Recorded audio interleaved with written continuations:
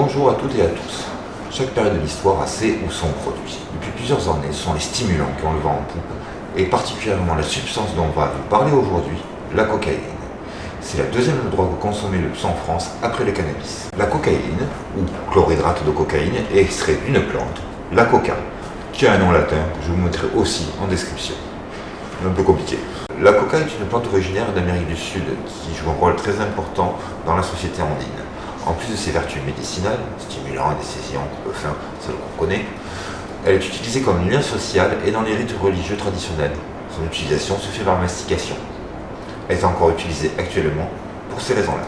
Ensuite, l'Occident découvre la plante lors de la colonisation de l'Amérique du Sud avec la conquête espagnole avec Pizarro en 1531. Un spécimen de feuilles de coca a été rapporté en Europe par Joseph de Jussieu en 1750. À la fin de l'année 1884, les journaux vont se faire l'écho d'une substance qui va révolutionner la médecine. Cette substance, c'est la cocaïne. Elle va être utilisée comme anesthésiant lors des opérations chirurgicales pendant de nombreuses années, avant d'être remplacée par d'autres substances. D'ailleurs, petite anecdote, déjà à l'époque, le gramme est tellement cher que tous les hôpitaux ne peuvent pas se le payer. Bien sûr, l'engouement pour la cocaïne va dépasser le milieu médical, surtout pour ses propriétés tonifiantes. On a un exemple, en France déjà, on avait la création en 1864 du vin Mariani, mélange de vin de Bordeaux et de cocaïne, et bien sûr au XXe siècle, la création du Coca-Cola, qui à la base en contenait aussi. Dans l'imaginaire collectif, comme le LSD est associé aux années 60, la cocaïne est associée aux années 80 et particulièrement aux années fric. C'est une drogue qui est chère et qui est donc associée au milieu boursier, au showbiz, au milieu médiatique et publicitaire. De plus, elle va garder une image de réussite sociale, sans effet secondaire, on n'y aurait pas de manque, pas d'accoutumance physique, donc plus sûr que par exemple l'héroïne. Mais bien sûr, tout ça est un peu plus compliqué. La cocaïne s'est banalisée, les prix sont aussi descendus et les consommateurs sont de toutes les couches de la société. D'ailleurs, les revendeurs se sont adaptés et vous pouvez acheter de la ligne au gramme. Cela devient donc plus facilement accessible. Il existe aussi chez les usagers un mythe que nous devons parler. C'est le mythe de la cocaïne synthétique et de la cocaïne végétale. C'est souvent utilisé pour donner une idée de la qualité. La végé serait meilleure que la synthé. En fait, la cocaïne synthétique n'existe pas. Son coût de fabrication est tellement excessif que personne ne se permet d'en fabriquer. Donc la cocaïne, quelle qu'elle soit, sur le marché, est végétale, vient forcément de la plante. La cocaïne, elle se consomme de plusieurs façons. D'abord, en sniff ou en nasal, elle se fume, crack ou coque base, et elle peut s'injecter. D'ailleurs, je vais faire une parenthèse, le crack et la coque base, parce que les usagers appellent coque base, c'est la même chose. Le crack, c'est ce qui est directement acheté. La coque base, c'est l'usager qui la cuisine pour la transformer. Voilà la seule différence. Les deux sont la transformation de la cocaïne en rajoutant une base, ammoniac ou bicarbonate, qui la transforme en caillou, ce qui la rend plus fumable. Sur la fabrication, d'ailleurs, une vidéo existait sur internet qui montrait les deux méthodes. Celle-ci a disparu et ce serait peut-être intéressant d'en faire une autre sur ce thème. Dites-le en commentaire si ça vous intéresse. Alors, quels sont les effets attendus? Parce que c'est pour ces effets-là que l'on consomme. Eh bien, ces effets attendus sont une plus grande confiance en soi, une stimulation physique et intellectuelle, une plus grande sociabilité, une grande euphorie, et tout a l'air de mieux marcher que d'habitude. Bien sûr, d'abord, toujours tester la cocaïne que vous venez d'acheter, même si vous allez toujours au même spot. La qualité et la coupe peuvent varier suivant les arrivages. Prenez une petite quantité, attendez un peu pour voir s'il n'y a pas d'effet indésirable. Ce conseil d'ailleurs vaut pour tous les produits. Et, puisqu'on est sur le sujet de la coupe, si votre mâchoire vous serre, si vous grincez des dents, c'est que la coupe est certainement des amphétamines, ou alors vous n'avez acheté que des amphètes.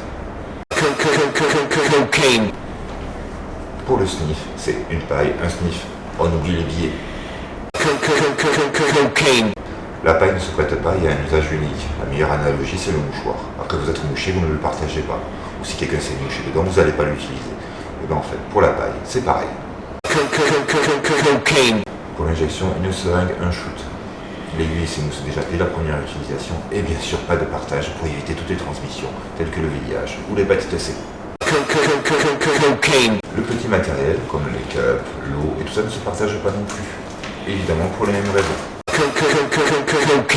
Si tu as préparé ton caillou avec de l'ammoniac, n'oublie pas de le rincer plusieurs fois pour éliminer au maximum les résidus qui pourraient rester dessus.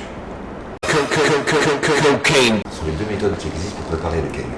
Il vaut mieux préférer celle du carbonate. C'est beaucoup moins agressif pour les bronches et la gorge. Il ne faut pas oublier que l'ammoniac est un produit corrosif et qu'on s'en sert pour nettoyer les WC. Quand on fume le caillou préparé à l'ammoniac, on va ressentir un raclement dans la gorge, un peu comme quand on fume. Et les usagers associent souvent ce raclement à la montée. Et ce raclement est simplement dû au côté corrosif du produit. Il n'a strictement rien à voir avec le plaisir ressenti. Les effets de la cocaïne, la NMA s'annulent. Pas la peine d'en consommer en même temps.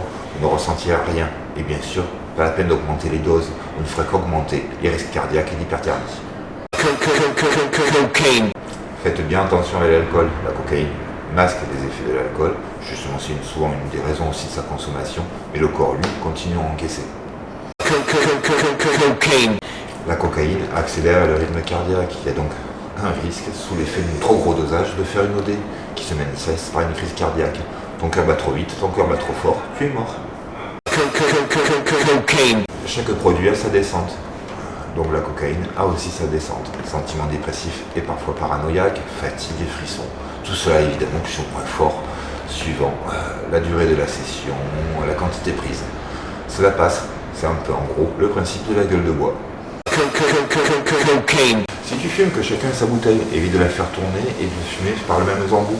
Fumer assèche les lèvres et peut amener la formation de mini-crevasses. Celles-ci peuvent saigner et donc par ce saignement faciliter la transmission des maladies. Des kits avec des embouts individuels, des pipes existent dans les cartes.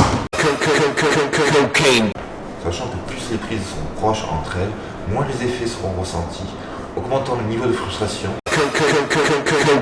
C'est le craving, c'est quoi? C'est cette envie de revenir au produit, de reconsommer tout de suite après avoir consommé, qui monopolise votre pensée.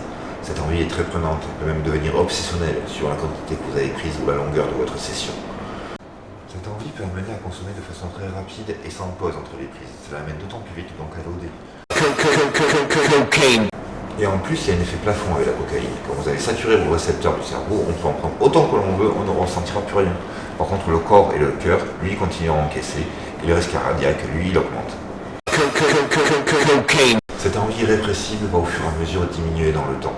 Il va falloir attendre entre une quinzaine et une trentaine de minutes pour que ça passe. Le savoir peut aider justement à attendre. Sachant qu'en plus les prises sont espacées, au moins 1 heure entre elles, plus le plaisir sera important. Ça vaut peut-être le coup d'attendre. J'espère que cette vidéo vous a plu et qu'elle vous aura été utile. Si c'est le cas, abonnez-vous, partagez, mettez un pouce bleu et bien sûr, n'hésitez pas à la commenter. Faites attention à vous et à vos proches. Merci et à tout bientôt. Ciao. Cocaine.